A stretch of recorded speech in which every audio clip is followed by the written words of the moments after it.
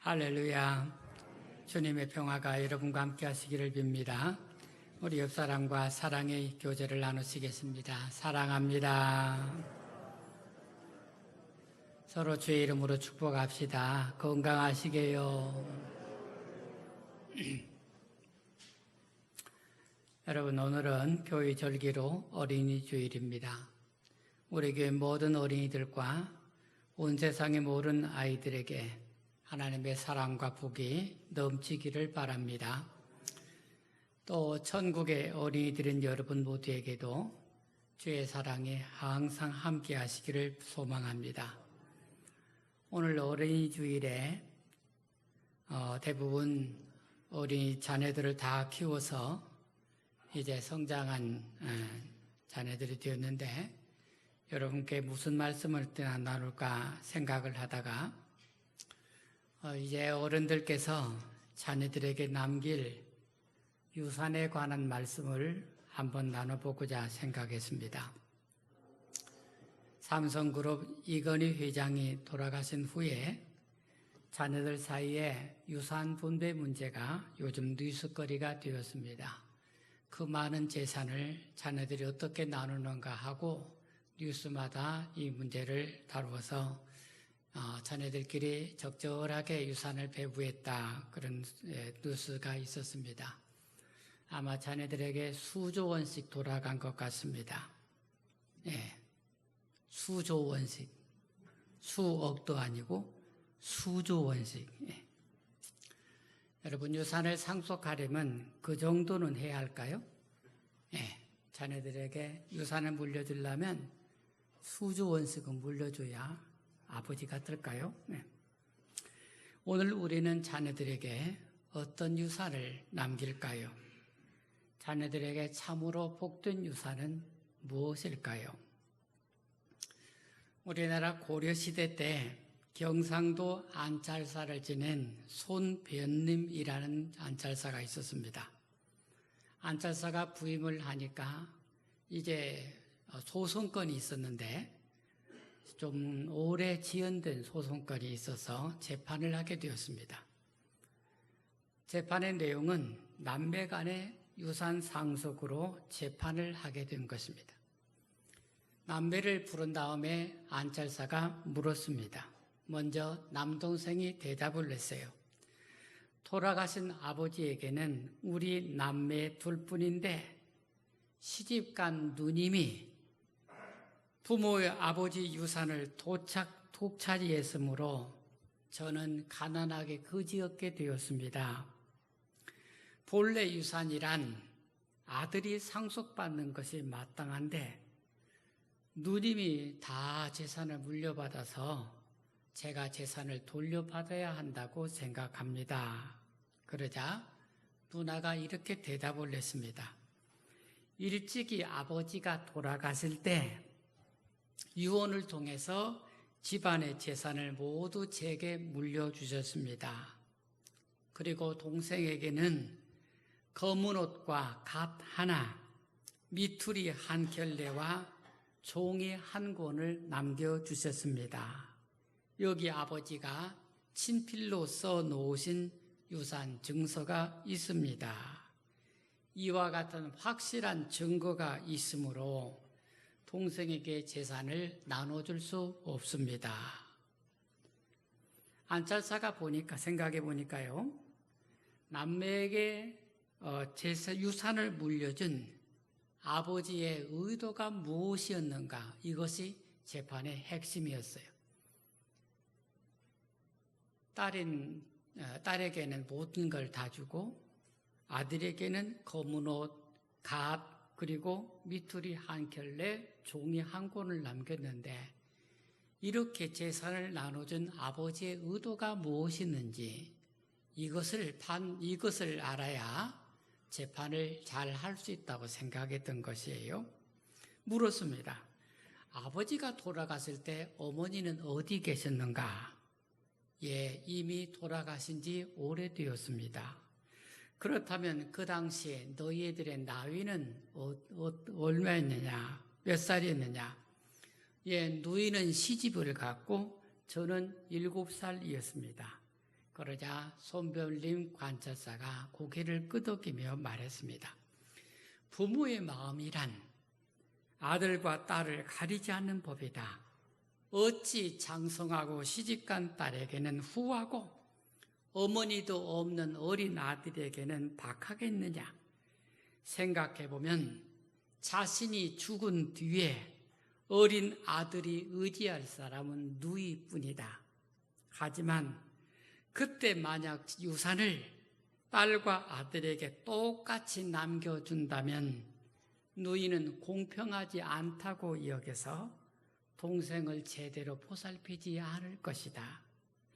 아버지는 그 점을 걱정하여 딸에게 모든 재산을 물려주었고 아들에게는 장성한 뒤에 소장을 작성할 종이, 억울함을 상징하는 검은 빛깔의 갓, 그리고 검은 옷, 그리고 관가에 신고 갈 미투리를 남겨 물려준 것이다.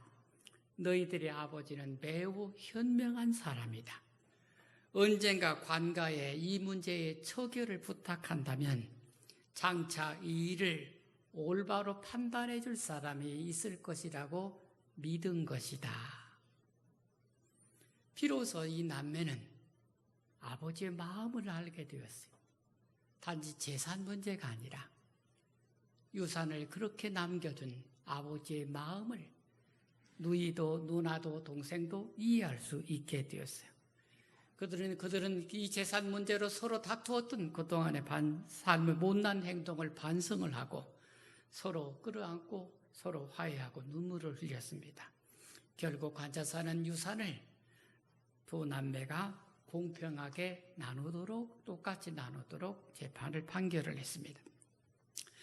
부모로서 여러분께서는 앞으로 여러분의 유산을 자녀들에게 모두 물려주실 것입니다. 물질적 유산만이 유산은 아닙니다. 부모로서 우리는 자녀들에게 참으로 복된 유산을 남기는 부모가 되어야 하겠습니다. 오늘 잠언의 말씀에서 그것을 여러분과 나누고자 합니다. 한번 따라서 합시다. 가장 복된 유산은 믿음입니다.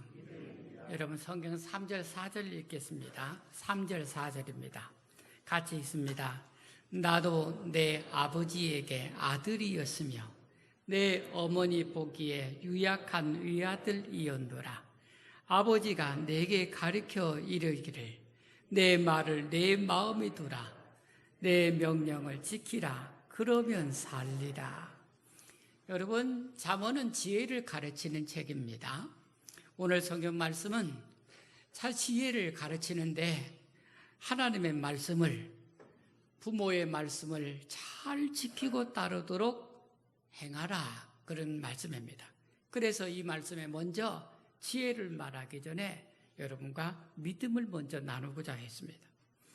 여러분께서는 제가 생각하기에 여러분이 이제까지 이룬 모든 것들을 자녀들에게 물려주실 것입니다.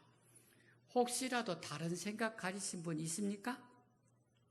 한 분도 안 계시죠? 네. 어찌 자기 재산을, 자기 유산을 자녀들이 아닌 남에게 줄 수 있겠어요? 그런데 여러분이 물려주시는 재물이 자녀들의 행복을 보장한다고 생각하실 수 있습니까? 여러분 유산을 물려줬는데 그 유산이 자녀들의 일생 동안 행복하게 하는 그런 유산이라고 보장할 수 있느냐는 것입니다. 복이 될 수도 있고 그렇지 않을 수도 있습니다. 오히려 부모가 물려준 재물이 자녀들에게 삶의 의지를 약화시키게 되고 그리고 자녀들이 자신의 삶을 건강하게 살지 못하게 하는 이유로 작동할 수도 있습니다. 부모가 많은 재산을 물려줬을 경우에 자녀들은 자신의 삶을 소홀히 한다는 것입니다. 그러니 부모인 여러분께서는 재물과 함께 자녀들에게 삶의 교훈을 남기지 않으면 안 되는 것입니다. 자녀들에게 재물의 문제만이 아니라 좋은 삶의 교훈을 남겨야 자녀들의 재물을 더불어서 행복한 삶을 살아갈 수 있는 것입니다. 부모로서 자녀들에게 물려줄 것이 단지 재물만이어서는 안 됩니다. 믿음의 부모는 자녀들에게 자신의 삶의 정신을 상속해야 됩니다. 그것이 우리에게는 믿음이 되겠습니다. 내 말을 내 마음에 두라. 내 명령을 지키라. 그러면 살리라. 이 말씀은 자녀들에게 부모의 정신과 삶을 가르치라는 것입니다. 내가 어떻게 살아왔고 어떤 믿음으로 세상을 이겨나왔다. 자녀들은 그것을 모릅니다. 부모가 가진 돈만 알죠. 부모에게 재산이 있는 것만 알고 부모가 어떻게 살아왔는지 어떻게 힘들게 고난을 이겨나왔는지 자녀들은 그걸 모른다는 것입니다. 믿음의 부모에게서 가장 중요한 것은 믿음입니다. 이 믿음은 단지 영혼을 구원받는 것만 말하는 것이 아닙니다. 얘들아, 우리 죽어서 천국에서 다시 만나자이? 믿음은 그게 다가 아니라는 것입니다. 믿음의 유산은 믿어서 장차 천국에서 만나자, 이것보다 훨씬 중요한 것입니다. 믿음은 이 세상을 어떻게 살아가느냐 하는 삶의 진리를 말하는 것이기 때문입니다. 믿음은 이 세상을 살아가는 삶의 원리라는 것입니다. 히브리서 11장은 모세의 믿음을 가르치고 있습니다. 믿음으로 모세는 장성하여 파라오의 공주의 아들이라 칭함받기를 거절하고 도리어 하나님의 백성과 함께 고난받기를 잠시 죄악의 낙을 누리는 것보다 더 좋아하고 그리스도를 위하여 받는 수모를 죄악의 낙을 누리는 것보다 더 좋아하고 수모를 애굽의 모든 보화보다 더 큰 재물로 여겼으니 이는 상 주심을 바라봅니다. 믿음은 모세에게 있어서 삶의 전환을 의미했습니다. 애굽의 왕자의 호화로운 삶에서 하나님의 백성과 함께 고난받는 삶으로의 전환이 모세에게 있어서 그게 믿음이었어요. 모세는 죄악이 주는 쾌락보다 그리스도를 위해서 고난받는 것을 더 큰 재물로 여겼습니다. 모세는 세상적인 것을 버리고 그리스도를 위한 삶으로 살았습니다. 믿음의 사람들은 믿음으로 세상의 악을 이기고 의를 행하고 하나님의 약속을 받고 사자들의 입을 막고 불의 세력을 멸하고 칼날을 견뎌내며 세상을 살아가게 됩니다. 그런 여러분, 믿음은 이 세상을 살아가는 가장 완벽한 삶의 도구라는 것입니다. 그러니 믿음은 삶을 위한 가장 위대한 도구인 것입니다. 이것이 그래서 우리가 유산을 상속한다는 것, 믿음이야말로 가장 복된 상속이라는 것입니다. 부모님 여러분께서는 자녀들에게 이 믿음을 유산으로 남겨야 할 것입니다. 예수 믿고 살아서 우리 다시 천국에서 만나자. 여러분, 믿음은 그 정도가 아니라는 것입니다. 여러분이 자녀들 곁을 떠나셔도 믿음의 자녀들은 여러분의 믿음대로 세상을 이기고 살아온 것처럼 세상을 이기고 살아가게 될 것입니다. 그러니 믿음은 가장 복된 유산이니 부모로서 여러분께서는 자녀들에게 믿음을 유산으로 남겨야 하는 것입니다. 부모의 삶의 정신, 세상을 살아온 모든 것, 바로 그 부모의 정신이 그 재산과 함께, 재물과 함께 물려줘야 한다는 것입니다. 이 말씀이 여러분의 믿음이 되시기를 축원합니다. 두 번째 말씀 따라서 합시다. 가장 유익한 재산은 지혜입니다. 여러분 성경 말씀 5절 6절만 읽어보시겠습니다. 5절 6절입니다. 같이 읽겠습니다. 지혜를 얻으며 명철을 얻으라. 내 입의 말을 잊지 말며 어기지 말라. 지혜를 버리지 말라. 그가 너를 보호하리라. 그를 사랑하라. 그가 너를 지키리라. 7절 앞에는 지혜가 제일이다 그렇게 쓰고 있습니다. 여러분, 사람에게 있어서 가장 유익한 말은 부모님 말씀입니다. 여러분, 자녀들이 자랄 때 부모님 말씀을 잘 안 듣죠. 성장하는 과정에서 당연한 것입니다. 그렇더라도요, 세상에서 가장 사람에게 가장 유익한 말은 부모님 말씀입니다. 부모님 말씀보다 참되고 진실한 것은 없습니다. 때로 부모님 말씀이 이치에 어긋날 때도 있습니다. 부모님이 말씀하시는데 사리에 맞지 않을 때도 있습니다. 그때라도 분명한 것은 부모님의 말씀은 모두가 다 자녀를 사랑해서 하는 말이라는 것입니다. 잠언의 말씀은 자녀들에게 지혜와 명철을 얻으라고 가르칩니다. 그리고 그 지혜와 명철은 모두 부모님의 말씀을 순종하는 데서 주어진다고 가르칩니다. 자녀들의 모든 지혜는 부모님 말씀에 순종하는 태도에서 온다는 것입니다. 그래서 여러분, 부모님의 가정 안에서 자녀들과 함께 살아가는 그 삶은 자녀들의 지혜를 배우는 첩경인 것입니다. 부모로부터 배우지 못하면 세상에 지혜롭게 자녀가 성장할 길은 없는 것입니다. 부모의 삶이 자녀들에게 가장 큰 지혜의 보고입니다. 부모님이 삶으로 보여주시는 것이 가장 큰 지혜의 창조라는 것입니다. 지그지글러라는 사람이 쓴 시도하지 않으면 아무것도 할 수 없다라는 책이 있습니다. 어느 화창한 주말에요, 아버지와 중학교 다니는 아들이 산책을 하고 있었습니다. 아버지는 사회적으로도 활동도 많이 하고 큰 기업도 있고 존경받을 만한 그런 아버지였어요. 아버지가 아들에게 물었습니다. 얘야, 아버지의 어떤 면이 존경스럽냐고 물으면 너는 뭐라고 대답하겠니? 아버지가 여러 가지 일을 하고 여러 가지 모습을 갖고 있는데 아버지의 어떤 면이 존경스럽냐고 물으면 너는 뭐라고 대답하겠니? 그러자 아들이 대답했습니다. 저는요, 아버지가 어머니를 사랑하는 게 가장 좋고 존경스러워요. 아버지가 다시 물었습니다. 왜 그렇게 생각하니? 아버지가 어머니를 사랑하시니 어머니 역시 아버지를 사랑하고요. 그것이 제게는 너무 평화롭고 감사해요. 이 아이는요, 아버지가 세상에서 얼마나 훌륭한지 그것이 중요하지 않았어요.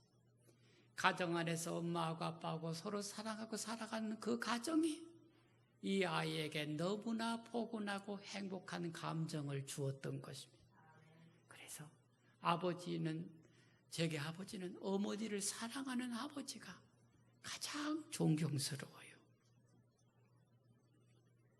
여러분이 자녀들에게 지혜를 가르친다는 것이요, 붙잡아 놓고 배우라 그렇게 가르치는 게 아니에요. 어떻게 자녀들에게 지혜를 가르치면서 붙잡아 놓고 이것이 지혜다 그렇게 가르쳐서 자녀들이 지혜를 얻겠습니까? 그렇지 않아요. 부부가 서로 사랑하고 살고 가정에 행복하면 자녀들의 마음이 커요. 사랑의 가정 안에서 마음이 큰 사람들로 성장하는 지혜는요, 사람의 마음에서 나오는 거예요. 지혜는 배워서 얻는 거 아니에요. 마음에서 솟아나는 거예요. 그러니 여러분, 부부가 서로 사랑하고 가정이 화목하면 자녀들이 그 가정 안에서 부모의 사랑 안에서 마음이 무척 큰 사람이죠. 이렇게 마음이 큰 사람은 그 마음 속에서 무궁한 지혜가 솟아나는 것이니 부모의 삶이 자녀들의 지혜의 창고인 것을 기억하시기를 축원합니다. 짐 스토벌이라는 사람이 쓴 최고의 유산 상속받기라는 책에 나오는 이야기입니다. 아주 부자인 할아버지가 있었습니다. 돈이 엄청 어마어마하게 많은 할아버지였어요. 이 할아버지가 손자에게 유산을 물려주게 되었어요. 그런데 이 할아버지가 죽음을 앞두고 손자를 생각할 때 도저히 이 재산을 그냥 물려줘서는 안 되겠어요. 손자를 망치겠어요. 그래서 변호사와 함께 유산을 물려주는 과정을 준비를 했어요. 유산을 주는데 조건은 한 달에 한 가지씩 1년 동안 할아버지의 명령에 따라야 했습니다. 만약 일을 거르거나 반항하면 유산은 손자에게 가는 것이 아니고 다른 데 주도록 그렇게 유서를 다 작성을 해놨어요. 손자는 매달 변호사 사무실을 방문을 했어요. 그래서 할아버지가 비디오를 통해서 내주는 과제를 풀어나가게 됩니다. 첫 딸은요, 할아버지 친구 목장에서 한 달을 일하는 것입니다. 할아버지 친구 목장에 가서 한 달을 똑같이 일을 배웠습니다. 둘째 딸은 1,500달러를 가지고 5사람에게 가장 유용하게 사용하라는 과제가 주어졌습니다. 이렇게 1년 12달 동안 12가지 주제를 가지고 한 달 그렇게 살아가게 했습니다. 마침내 이 손자는 할아버지가 제시해 준 대로 1년 12달을 12가지 주제에 맞춰서 과제를 수행해 냈습니다. 할아버지가 남긴 최고의 유산은 이 12단계를 통해서 얻은 일과 우정, 배움, 고난, 가족, 웃음, 꿈, 감사 같은 그것들을 이 손자는 유산으로 배운 것입니다. 할아버지의 재산 이전에 할아버지가 가르치는 12가지 주제를 손자는 몸으로 1년 동안 배우게 된 것입니다. 1년 만에 이 손자는 할아버지 돈만 생각하는 사람에서 성숙한 사람으로 거듭났습니다. 손자는 이렇게 말했습니다. 12가지 유산을 골고루 사용해서 1년 전처럼 불쌍한 사람들에게 물려줄 것입니다. 이제야 나는 왜 하나님이 나를 만드셨는지, 왜 하나님께서 나를 이 세상에 보내셨는지, 인생의 목표가 뭔지를 알게 되었습니다. 어떻게 하면 다른 사람들이 자신의 인생의 목표를 찾을 수 있는지, 도와줄 수 있는지도 알게 되었습니다. 변호사는 손자를 불러서 손자에게 모든 재산을 맡기는 할아버지의 유언장을 읽어 주었습니다. 이 할아버지는 재산을 물려주기 전에 손자에게 사람됨, 재물을 다룰 수 있는 인간됨, 인격을 갖추기를 원하셨던 것입니다. 인격 없이 돈을 만나면요, 사람이 망가지는 것은 순간입니다. 재물 이전에 사람됨이 우선입니다. 우리 부모님들이 자녀들에게 뭘 많이 물려주는 게 그게 중요한 것이 아닙니다. 재물을 물려주는 것보다 자녀들이 좋은 인간이 되도록, 좋은 품성을 가진 사람이 되도록 정신을 물려주는 것이 우선인 것입니다. 그것이 지혜를 유산으로 물려주는 것입니다. 지혜는 자녀들에게 가장 유익한 유산이기 때문입니다. 그러면 여러분, 어떻게 믿음과 지혜를 유산으로 물려줄 것인가 하는 문제가 있습니다. 어떻게 믿음과 지혜가 좋은 유산인지는 알아도 어떻게 물려줄 것인가? 그게 문제입니다. 그 방법이 기도하는 것 외에는 없습니다. 자녀들에게 믿음과 지혜를 물려주는 방법, 아버지의 삶을 유산으로 물려주는 방법. 여러분 앞에 놓고 배우라고 하면요, 자꾸 튕겨나가서 안 돼요. 오직 우리는 한 가지 방법밖에 없는 거예요. 기도 외에는 방법이 없는 것입니다. 부모의 삶을 가르쳐줄 마땅한 방법, 기도 외에는 없는 것입니다. 사랑하는 자녀들이 믿음의 사람이 되도록, 지혜로운 사람이 되도록 기도하시기를 축원합니다. 여러분, 재물은 참된 유산이 아닙니다. 기도로 믿음과 지혜를 상속해 주시는 여러분 모두가 되시기를 주의 이름으로 축원합니다.